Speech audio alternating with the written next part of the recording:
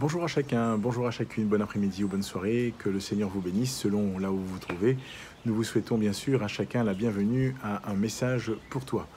Euh, je disais la bienvenue, là où le bienvenu, bien sûr, pardon, à un message pour toi. Nous prions que le Seigneur vous bénisse et que Dieu vous accorde toute sa grâce.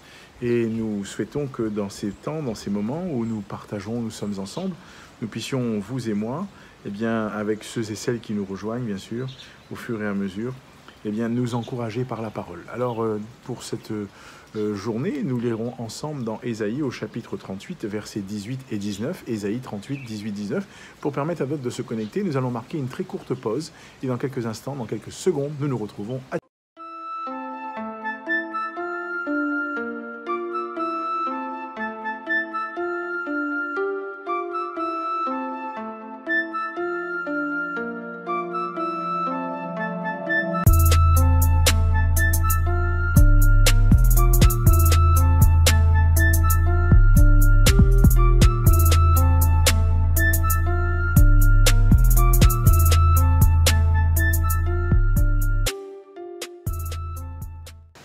Merci d'être avec nous et nous vous souhaitons à chacun la bienvenue ou le bienvenu, peu importe, là encore, eh bien, votre lieu de location géographique.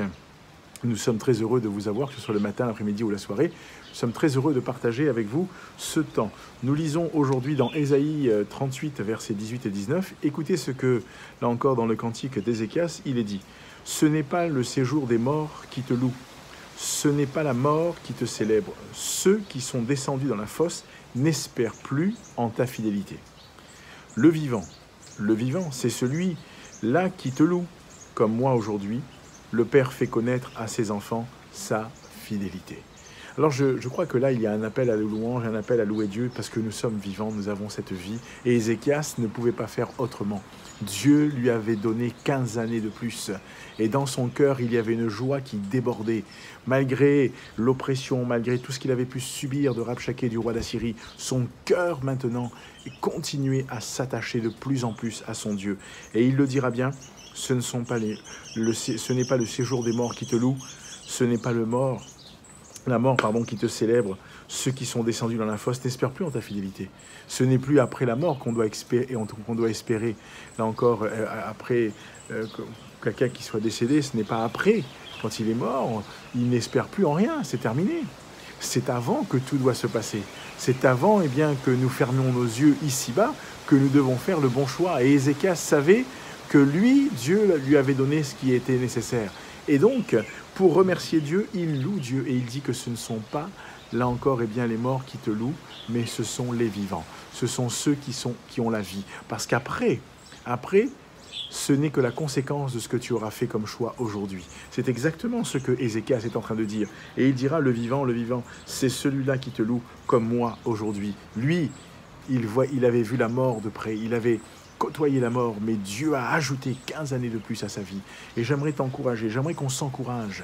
Dieu a tout pouvoir. Nous l'avons dit, nous l'avons déjà souligné. Mais j'aimerais t'encourager devant les grandeurs, devant les merveilles de Dieu, devant les miracles que Dieu accomplit. N'oublie pas de le louer.